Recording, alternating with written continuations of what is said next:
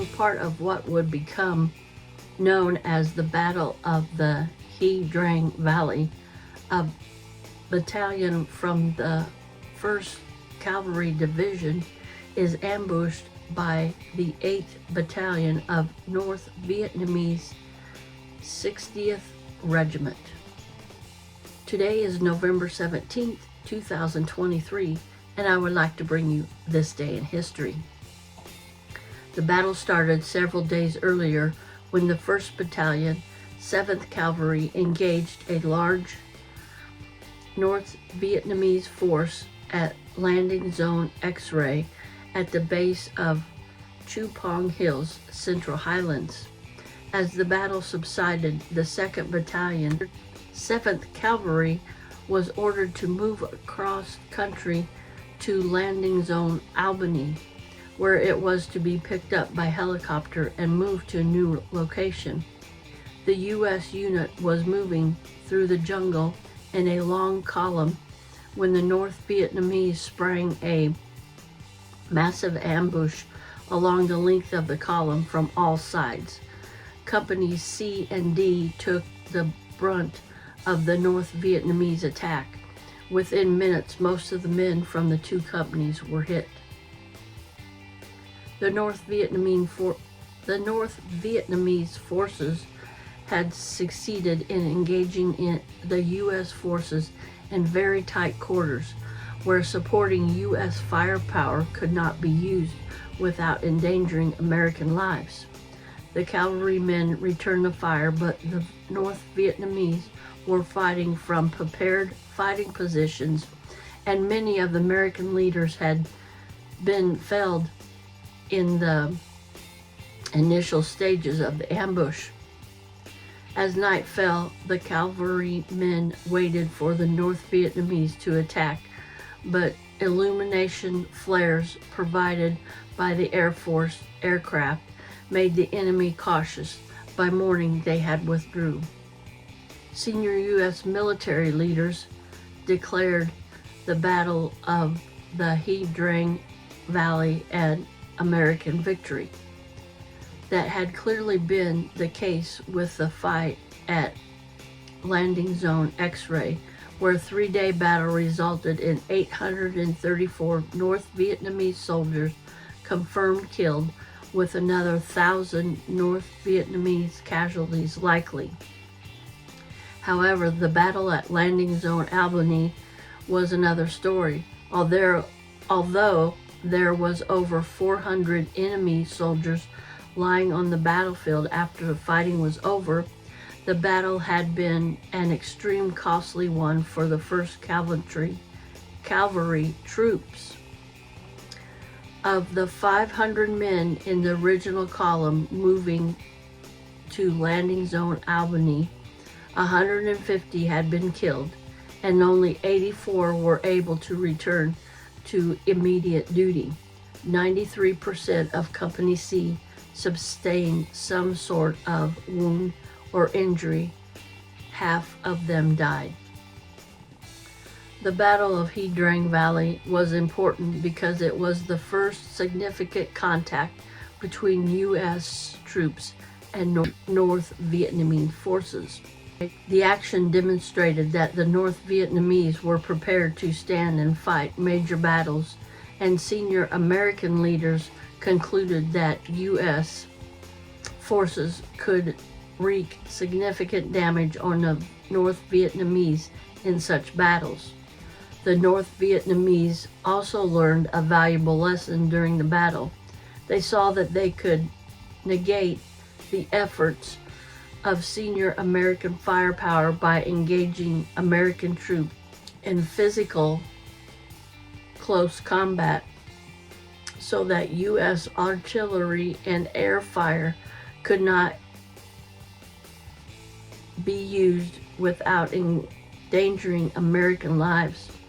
This became standard North Vietnamese practice for the rest of the war. Now I'd like to bring you another This Day in History.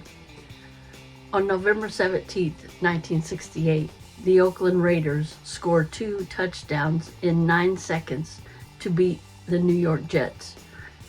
And no one sees it because they're watching the movie Heidi instead.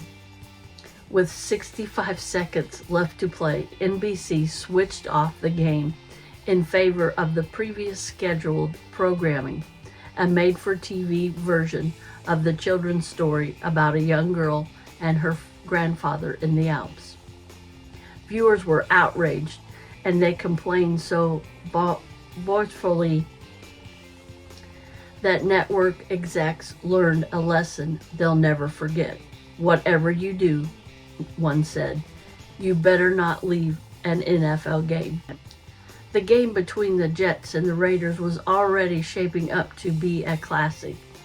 It featured two of the league's best teams and 10 future Hall of Fame players. By the game's last minute, the two teams had traded the lead 8 times. The game's intensity translated into an unusual number of penalties and timeouts, which meant that it was running a bit long. With a little more than a minute left to play, the Jets kicked a 26-yard field goal that gave them a 32-29 lead. After the New York kickoff, the Raiders returned the ball to their own 23rd yard line. What happened after will go down in football history. Raiders quarterback Daryl LaMonica threw a 20-yard pass to halfback Charlie Smith. A face mask penalty moved the ball to the Jets' 43. On the next play, LaMonica passed to Smith, who ran it all the way for a touchdown. The Raiders took the lead 32-36.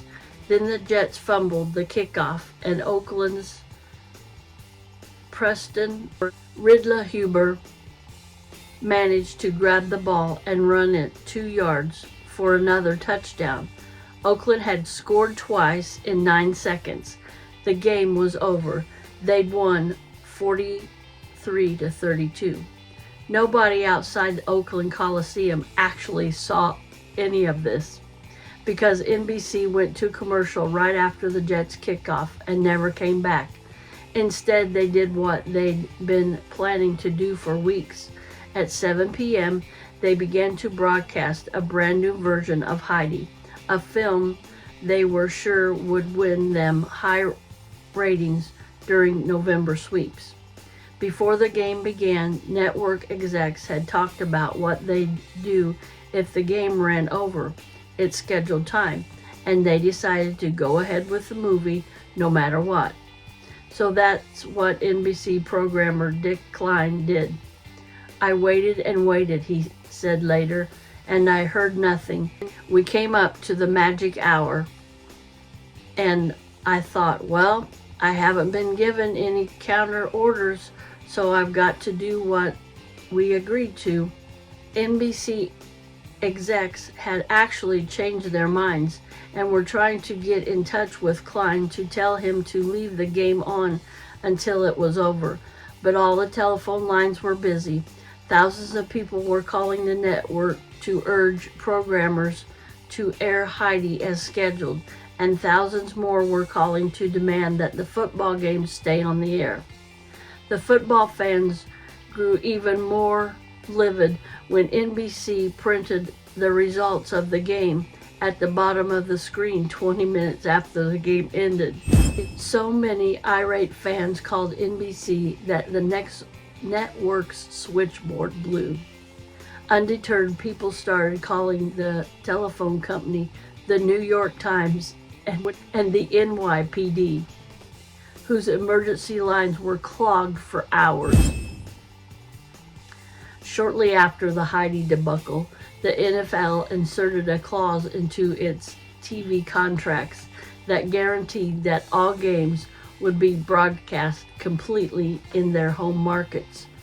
For its part, NBC installed a new phone, the Heidi phone, in the control room that had its own exchange and switchboard.